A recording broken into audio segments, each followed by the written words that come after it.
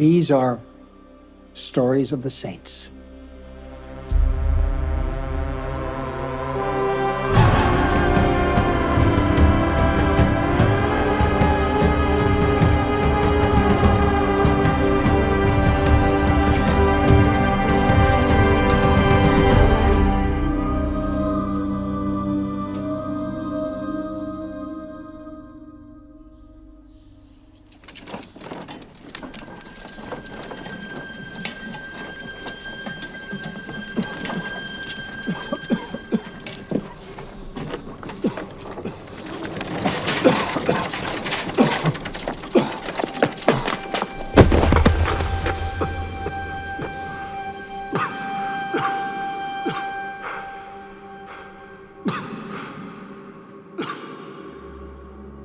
Maximilian Maria Kolbe, patron saint of prisoners, and because of his extraordinary compassion, drug addicts. He was born with the name Raymond in 1894 during a period when Poland just didn't exist as a nation because it was split in three ways by Germany, Austria-Hungary, and the Russian Empire. He grew up in a devout Catholic household within a devout Catholic culture.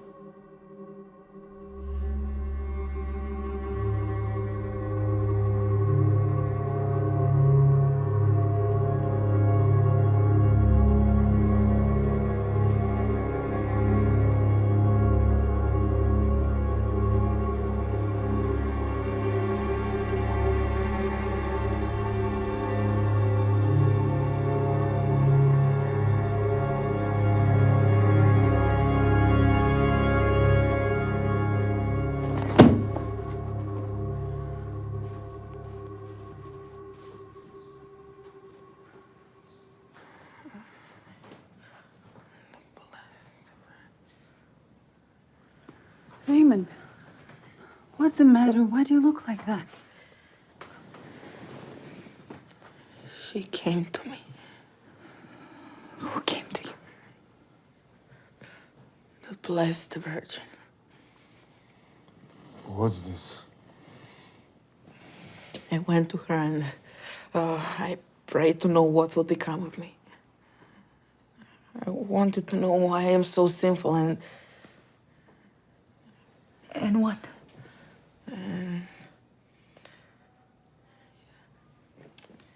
She held out her hands and offered me 2 crowns. Crowns? The one was white, for purity.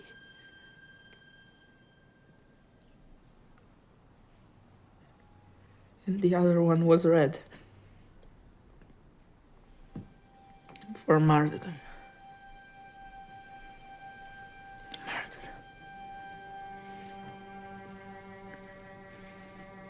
I chose both. I had to.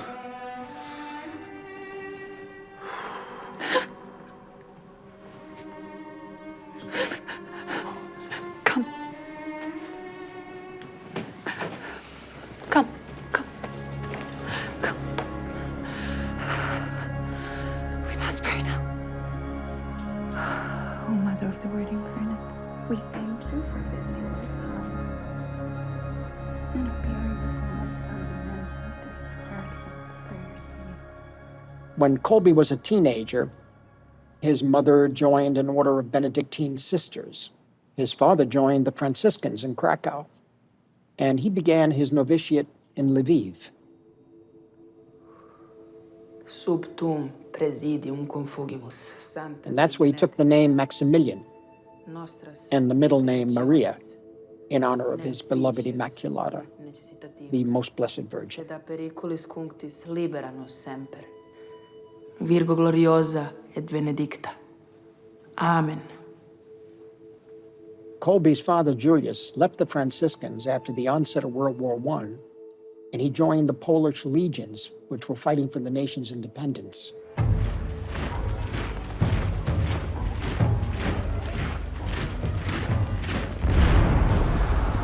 He went missing in action early in the war, And it was years before his family learned that he had been hanged by the Russians. After World War I, the Second Polish Republic was born. Kolbe was ordained as a priest, and he founded an evangelization movement, the Militia Immaculata. And the goal was to convert as many souls as possible. O Immaculata, Queen of heaven and earth, refuge of sinners and our most loving Mother, God has willed to entrust the entire order of mercy to you.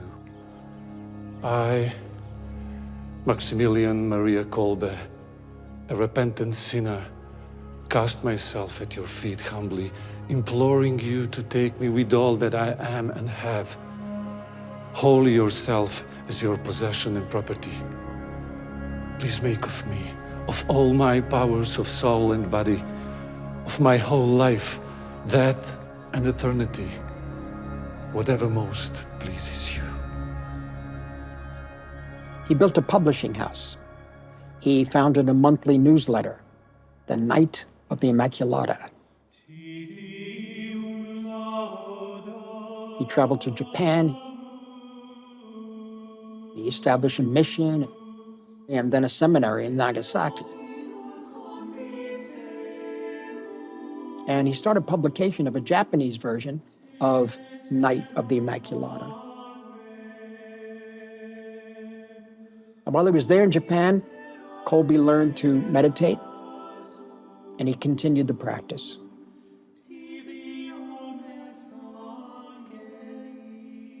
Kolbe also traveled to India, and he built another seminary on the Malabar coast. He returned to Poland in 1933, the same year that Hitler came into power in Germany and began persecuting Jews as well as Catholic clergy. We will use all valid and legitimate means for the conversion and sanctification of man in the different states and conditions of life. As do you have it? Yes, Father. Kolbe suffered from tuberculosis, and this sent him in and out of sanitariums. As occasions present themselves, But he never stopped his evangelical periodical work. and non-periodical press, radio, art, literature, theater, and cinema. As legislation, chambers of deputies, senates, and other organizations. They should have as their purpose the fighting of evil and the nurturing of fullest development of gifts of God to soul and body. All energy should be devoted to all energy should be devoted to helping everyone in all classes of human society, in all conditions and circumstances, from the cradle to the grave, in accordance with the laws of God. Yes, that's it. Do you have it? Yes, Father. In addition to his two publications, Kolbe founded the first Catholic radio station in Poland.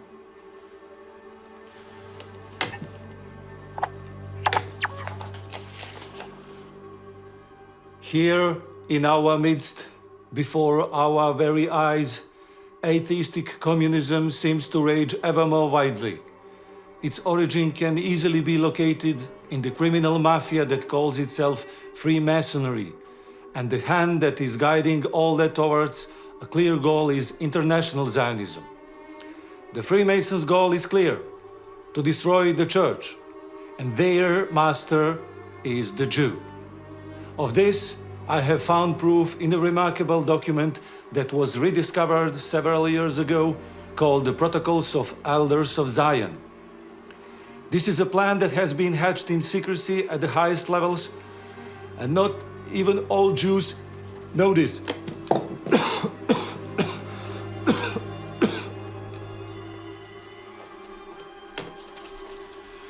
Brothers and sisters, Open your heart and listen to this broadcast, which comes to you from the newly launched Radio Niepokalanów, the first Catholic radio station in our glorious nation of Poland. Listen to the message of the Militia Immaculata. Anti-Semitism was not uncommon in Europe, and its origins go back thousands of years. This was the world that Kolbe was born into.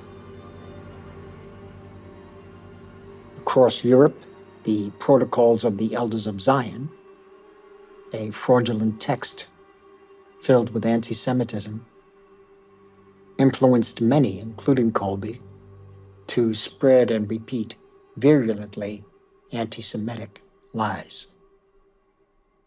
Take courage, dear brothers. Inside each of us lies the struggle between sin and love, between good and evil. Nothing else matters if we are defeated in our own souls.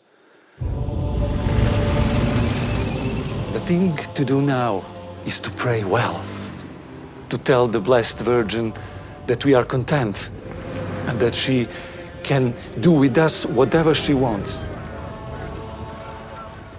Come to die of hunger, of fatigue, of humiliation, and of suffering for the Immaculate.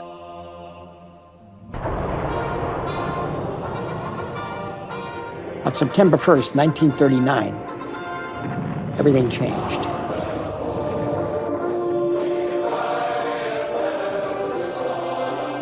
The Nazis invaded Poland from the west, and the Soviets came in from the east.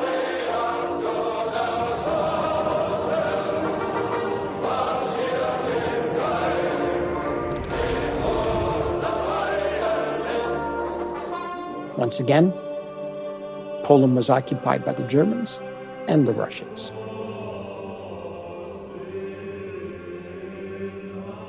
Kolbe was arrested by the German army within weeks,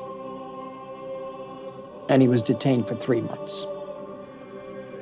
He returned to Niepokalanów to find his offices completely ransacked, the new reality of life under Nazi occupation.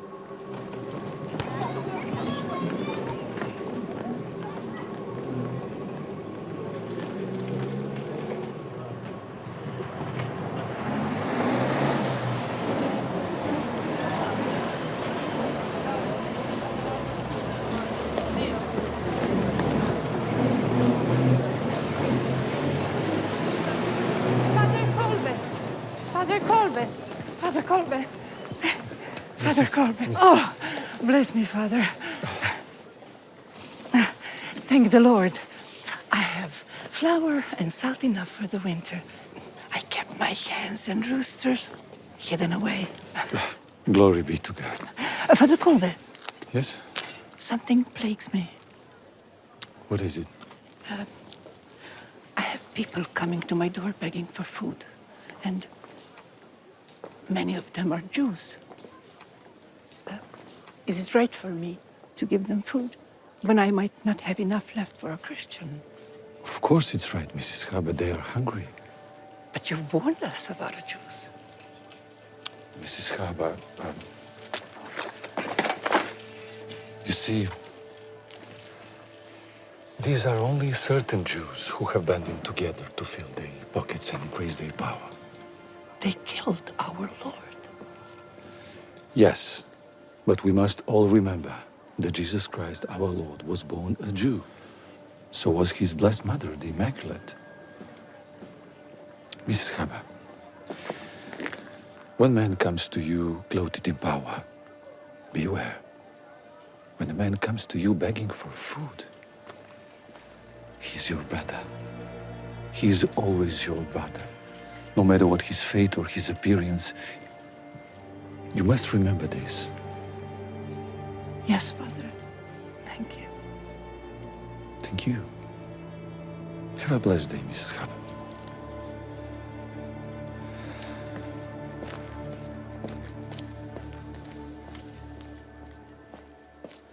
Kolbe and his brethren sheltered and cared for over 3,000 displaced people.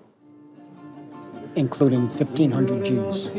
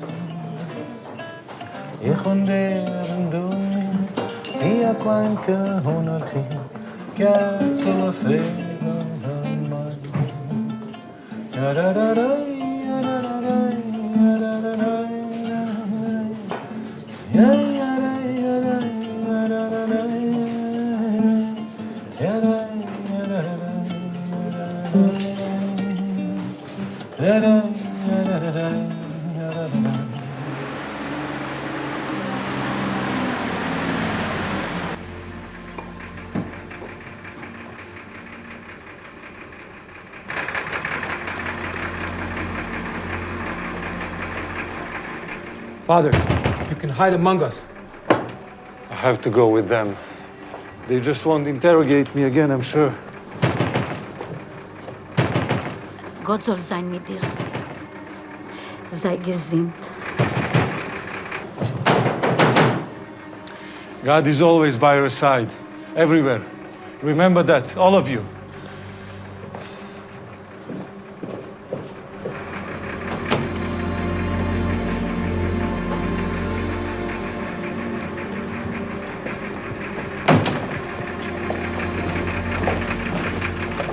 Kolbe was arrested by the Gestapo in February of 1941 and held at Paviak prison, where he was tortured before he was sent to his final destination in May, Auschwitz.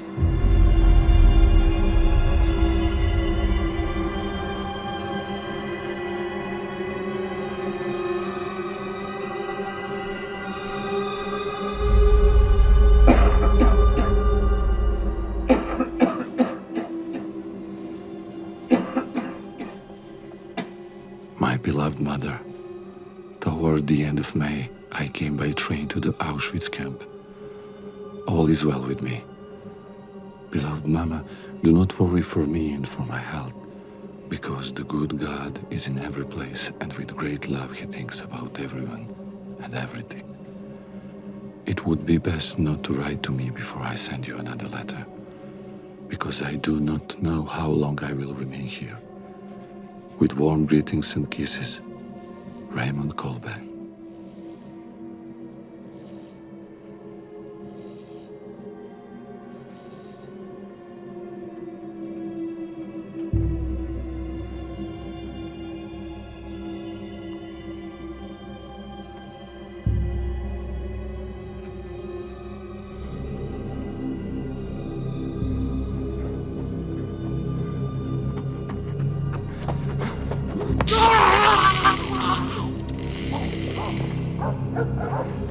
It's Jerzy. Too bad for him. Get back in the bunk.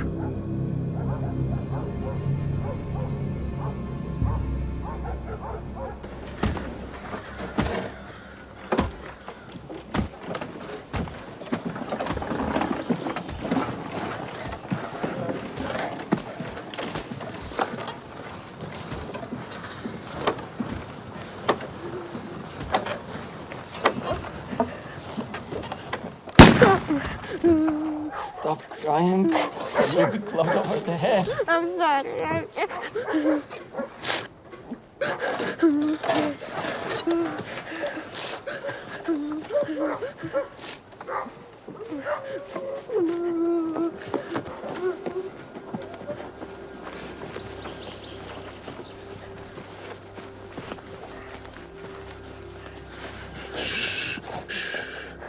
What's troubling you, my son? It's my mother. She's with you. She's with you now and always.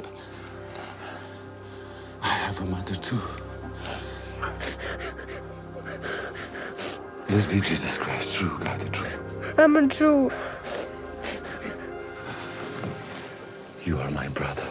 Ah! Get off the ground, priest, and get back to work! Now! You! Get back to work!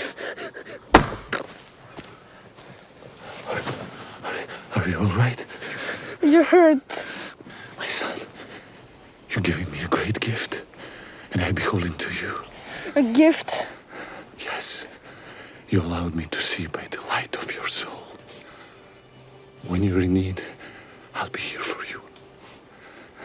Go back to work. Go back to work.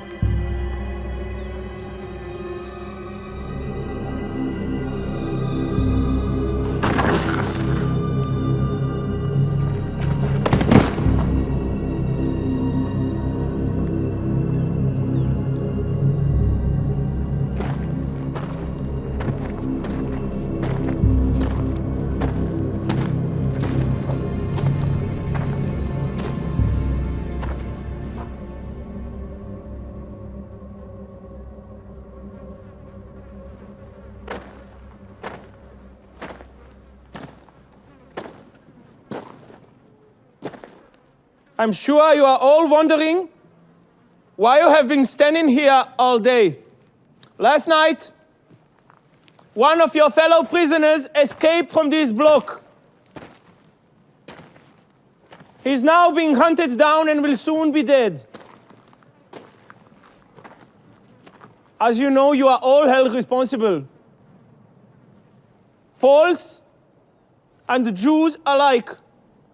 You can continue to stand here until you are all dead, or I can help the process along.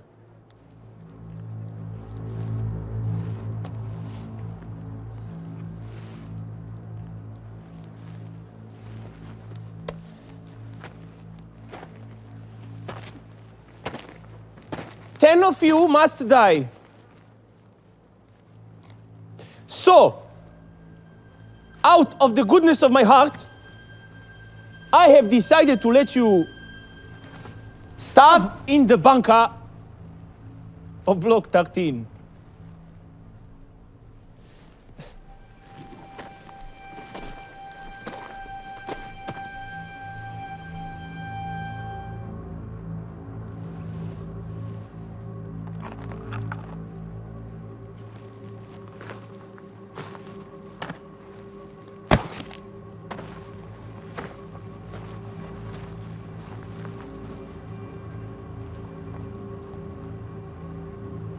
You.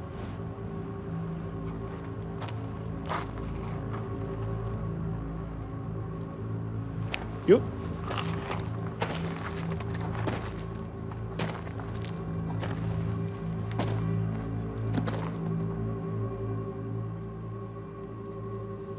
You. No, no, no! I can't die! Please don't let me die, please! Please, please, my wife will be a widow, and my children will be fatherless! Please! Excuse me, sir. I'm a Catholic priest. I would like to take the place of this man.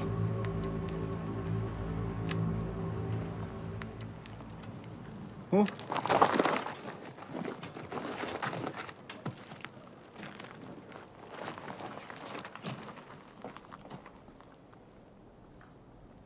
Stand back, priest. You will speak when you're spoken to. Sir, I would like to take the place of this man. In the bunker? I thought that your job was to comfort the living. No, this is what I'm here for. He has family, sir. I have no one. Please. I would like to die in place of this man.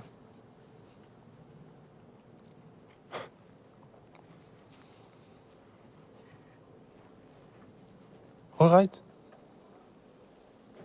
All right, priest.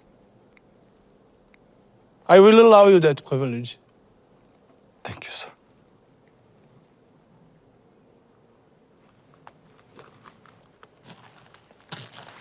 You. You. You.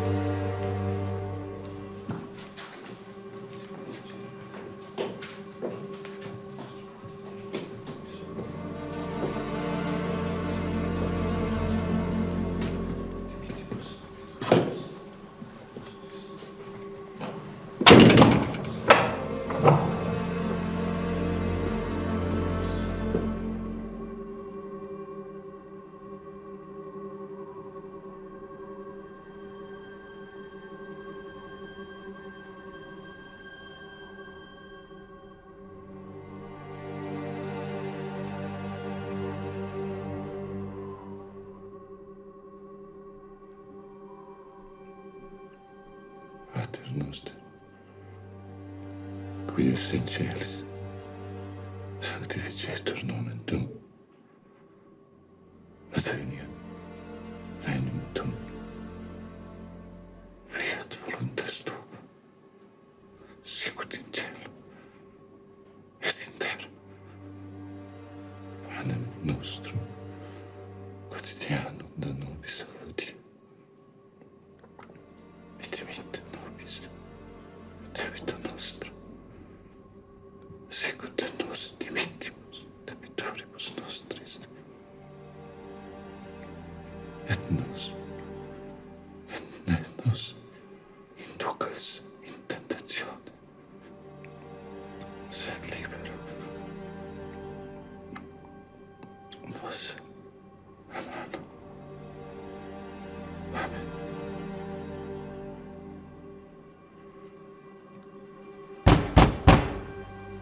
Another dead Polak.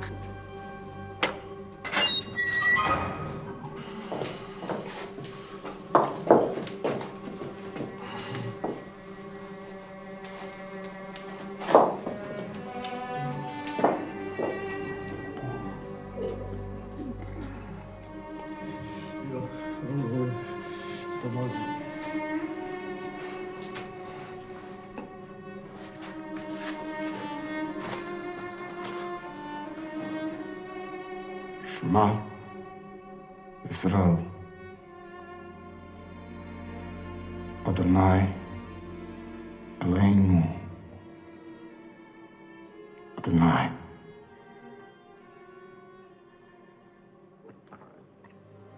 Echad.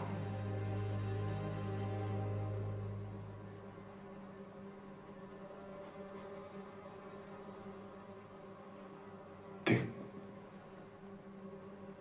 my hand, Father.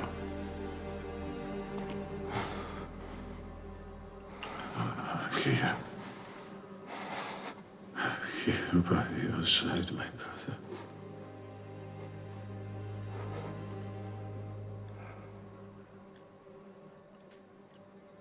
How could I be dying, Father? How is that possible? We are all here together. We are all here together. We are all in the hands of God.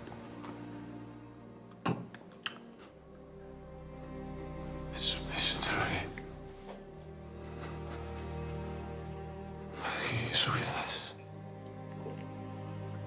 My brother is with us.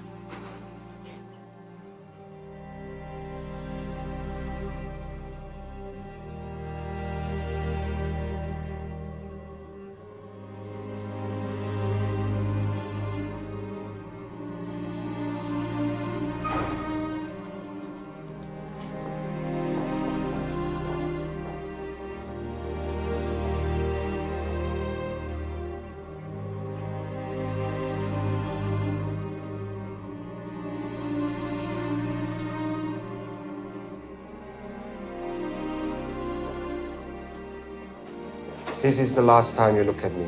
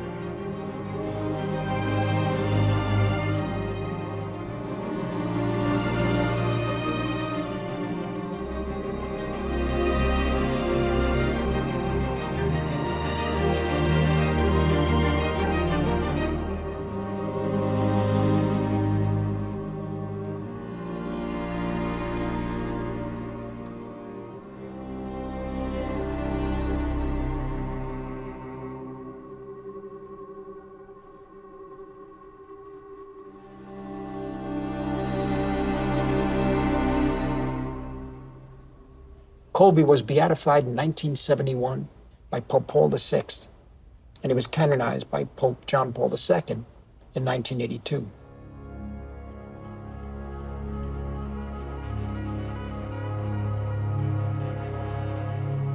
Franciszek Gajowniczek,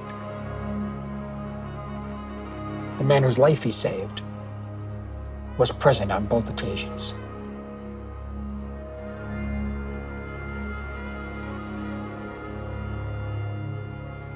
Kolbe's body was incinerated at the crematorium in Auschwitz on August 14th, 1941.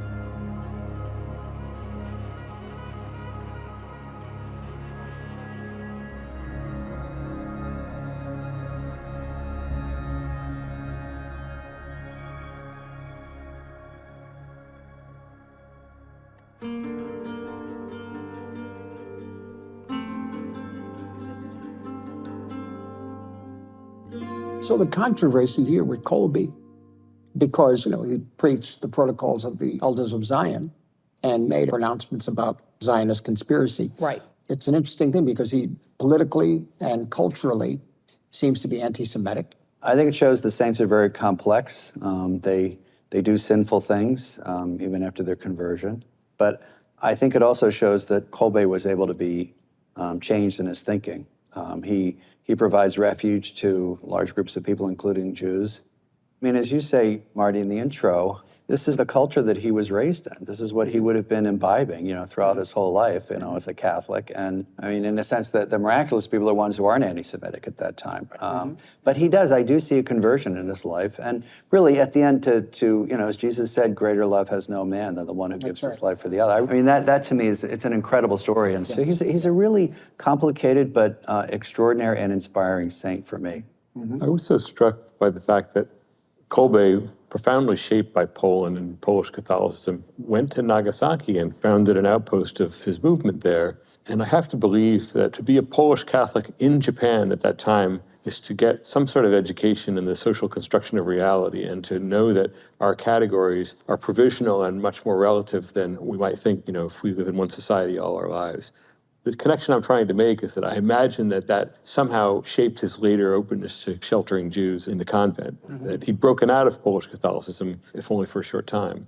Yeah, and the key is meeting people, right? You go from ideas and theologies and doctrines to experiences and individuals. And, you know, for example, don't just talk about the poor, meet people who are poor. Don't just talk about homeless people, meet someone who is, you know, unhoused.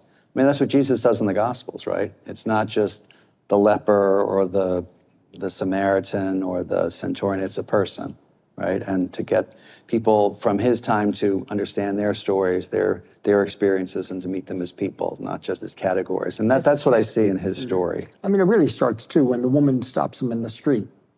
And says, should I feed the Jewish people too? Yeah. And the she man's looks, hungry, she looks feed him. surprised, too. Yeah, and she was surprised. To me, the final conclusion of his life ratifies everything that came before. Not that it says anti-Semitism is okay, but that this journey that he was on, which ultimately leads to his complete sacrifice, his complete self-gift, you know, tells us a lot about the spiritual life in general, right? Basically, his life was life during wartime. Yeah, You know, it there was- was World War it was I. war from- His it's father all war. died. There was a little break, and they went to war again. Exactly. They were thinking about death and what you would do in those circumstances all the time, because that period was a relatively constant war. Yeah, and I think it's important to see this culture, which I think is so foreign to people today, this really intense, almost overheated Catholic culture where everything was about the church and everything How is revolved it around the church. overheated, though? Help me Well, understand. I mean, overheated in the sense just really intense, right? And constantly talking about the saints and suffering and the sacraments. I think in a way that is hard for modern day Catholics to understand, you know, what that world was like. And so for a kid to have an experience like that, they would have been involved in the lives of the saints. In a sense, this is a world that is almost as distant from us as, you know, the world of the early Christian church. So I think children now, even not in a quote unquote overheated environment, have spiritual opinions and spiritual callings. Do you think in a way it's possible for all of us, or even in this more secular age? Yeah, I mean, I think children are naturally religious, but I guess what I'm saying is the difference is you're not telling your son everyone outside of the Catholic Church is going to hell. Do you know what I mean? So that's so so I'm saying like the It was a pretty common idea in European Christianity at that time that Jesus kind of paid a debt by going onto the cross. In Adam's fall, we sinned all, and that the sin of Adam had to be kind of canceled out by the crucifixion of Jesus. And that's the kind of thinking that Kolbe would have been familiar with, that he offered his life as a kind of payback almost. Jesus gave his life for us. Now it's up to us to give our lives to kind of balance things out. And we don't think that way so much anymore, but it was pretty common at the time. well, and also the way the Gospels were interpreted, right? That you know, the so-called blood libel, let his blood be upon us, that the crowd says that. Exactly. The sins of the Father. Yeah, and it wasn't until the Second Vatican Council where they finally said that the Jewish people were not responsible then or now for the death of Jesus. It takes a while, and I think it's important to see, without excusing it, where he's coming from and what he was taught and what his theology was. And, you know, thank God we've moved past that. There's no consideration on Kolbe's part, do I deserve to be in this camp? He's already so far past that by the time we see him in the camp. Oh, yes. Instead of bewailing his fate, he's resigned isn't the right word. A recognition that he's unlikely to leave this place, and so how can he live most authentically while he's there? I think a lot of people think the martyrs court death, they want death, they seek death, and they don't. And there's a sense of, I mean, you know, the piety at the time would have been that was a kind of triumph. But we see what he's doing. I mean, he's not dying just for the sake of dying. He's dying for the sake of another person. It's his sacrifice, and he's doing it, you know, out of love for this other person, which I think really helps us understand, like, the root of martyrdom, which means witness, right? And he's really witnessing to love. And witnessing with all 9 others in that cell. You know, dying together. There's also a sense in martyrdom, I think, where it's a desire to stay with people, but also, you know, contemporary martyrs like the Jesuits in El Salvador, the American women in El Salvador, that they're standing with people who are suffering. Yes. And the net result of that is their death, right? So it's not that, again, they choose this death. It's that by aligning themselves and being with and being in solidarity with people who are struggling, they die. And it's unthinkable for them to leave. Yeah. It's amazing. It's not like Thomas Becket who tells Henry that he's got to go think it over. In this moment, the commandant says, we're taking 10 of you, and in that 2 minutes, the rest of his life is decided. he's prepared for it, but it happens more or less instantaneously. Yeah, instantaneously. I mean, one has to understand too, at that vision that he had as a child, he understood the two crowns, one is martyrdom, and in a sense, steeling himself through his life to be ready when the time comes, if it comes, for martyrdom. I think it's something where you think about it a great deal. You think about death. You think about the pain of it. You think about the circumstances in which you should submit yourself to it. And I think he was probably, I really don't know, but I'm just saying, if you're that, you have such conviction at such an early age, and it stays with you. Don't forget, his mother was with the Benedictines, his father was a Franciscan. This is a different, when you talk about a serious Catholic, this is very, very, this is the foundation of their lives. There is no other life. He could have picked, he could have picked self-preservation, right? But my sense was that at that moment, for him, there's only one decision to make. Yeah. To sacrifice himself. Right. That's right. So. That's right.